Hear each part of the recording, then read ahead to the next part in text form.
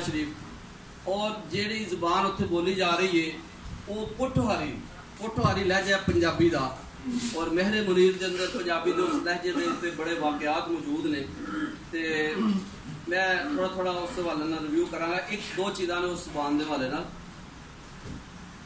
एक तो सीन का इस्तेमाल बहुत है, आसा खासा पटसा जासा।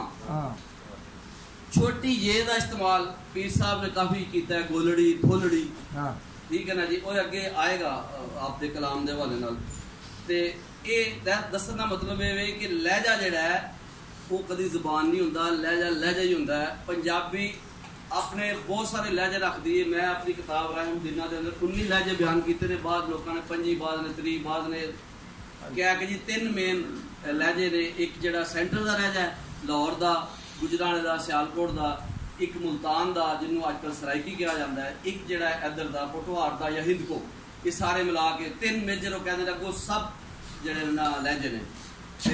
सियालकोटी भी एक लहजा है, हाफजाबादी भी एक लहजा है। ये सारे लहजे मिलके एक जुबान बनाते हैं जिसका नाम है पंजाब। ते पंजाब की सी, पंजाब नूं एक नुमाइंदा सीयत हासिल सी कि एक पासे पूरा हिंद सी ते दूसरे पासे पूरा पंजाब सी। इस गल नूं पहला वारिस शाह साहब भी बयान किया ते बाद पीर मेहर अली शाह साहब ने भी बयान किया।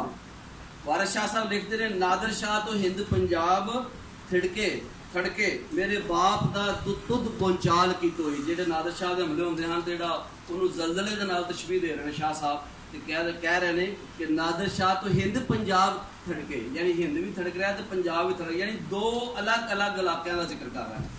और पंजाब तो मुराद होंदा सारा पाकिस्तान उस वेले इसनूं पंजाब आ गया, बल्कि इहदियां सरहदां जलालाबाद तक सन, कश्मीर तक सन। और पीर साहब मेहर अली शाह साहब ने सैफ चिश्तियाई की इशाअत के मौका पर फरमाया, अवामे मुसलमानाने हिंद व पंजाब के फ़ायदे के लिए ही सही, लिहाजा ये चंद औराक लिख कर मौलवी मोहम्मद गाजी साहब के हवाला बगर्ज़े तबाह कर दिए हैं।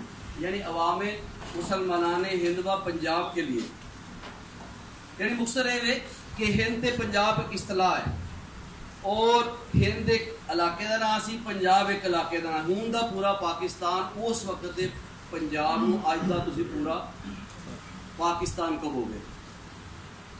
ऋग्वेद वैद हिंदुओं के 4 वैद ने, तो सब तो जो वड्डा वैद है वो पंजाब के अंदर लिखा गया है। उस वैद का एक शायर आखदा है कि सिंध एक शहनशाह वांगू पहाड़ों विचों लंघदा है, लंघदा जाता है। वो सज्जे खब्बे दे दरिया, वो सज्जे खब्बे दे दरिया वो सामने सजदे विच न्यूंदे जाते हैं, अपना वजूद वो गुआंदे जाते हैं और नसदे बजदे आते हैं। इंज लगता है सिंध दरिया वड्डा शहनशाह है तो दूजे दरिया वो फौजा ने जो वो सज्जे खब्बे नाल टुरदियां ने।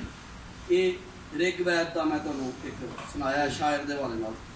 ते इंज पंजाब की जी धरती है ये सिंध धरती को कहा जाता है, पाकिस्तान की धरती को इंडस वैली कहा जाता है।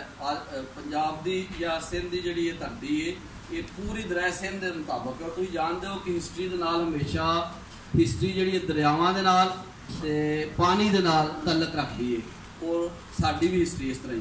पंजाब भी देखो पानी का ही आउंदा है। ते पाकिस्तान की सब तो वड्डी ज़बान 80% आबादी की पंजाबी है, मुख्तलिफ लहजियां दे नाल मैं बयान कर चुकिया। तो वसनीक जोड़े पंजाब के ने, चाहे वो कितने भी रेंदे ने, पंजाबी बोलते हैं, चाहे वो मुल्तान च ने, लहजियां का बस फर्क है। तो पंजाब के अवाम के हवाले नाल 3 चीज़ां बड़ियां अहम ने पंजाबी के हवाले नाल ते पंजाब के हवाले। नंबर 1 मुज़ाहमत, जिहड़ी पीर सैयद मेहर अली शाह साहब ने सारी जिंदगी की थी। उसका उन्वान है जंग ते जिहाद, चाहे जिहाद बिल कलम है या जिहाद बिल सैफ है या जिहाद बिल इलम है। नंबर 1 मुज़ाहमत, पंजाब शुरू तो मुज़ाहमत होती रही है। नंबर 2 इतने कशफ ते असरार दियां गल्लां बहुत ज़्यादा कीतियां गई, यानी रूहानियत और बहुत ज़्यादा राहबर आए, बाबा फरीद तो लैके थले तक तुम देख लो। और कोई इलाका ऐसा नहीं कि जिथे बुजुर्ग पैदा नहीं हुए, और उन्होंने दीन की इशाअत तबलीग का काम किया।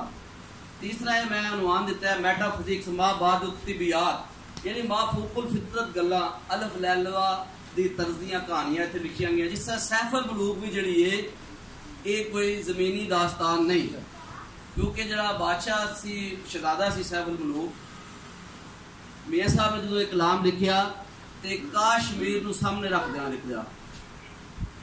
काश का मतलब है जिन ते मीर का मतलब है परी, ये मिल के काश्मीर बनया कश्मीर। इस फोकस करते हैं मियाँ साहब ने एक शहजादे दी एक परी की कहानी नू बयान किया तो नाम सैफुल मुलूक रखा। और सैफुल मुलूक का तर्जमा की है बादशाह की तलवार। इसलिए मियाँ साहब लिखते हैं कि जल जल हार ना हारी हिम्मत, एक दिन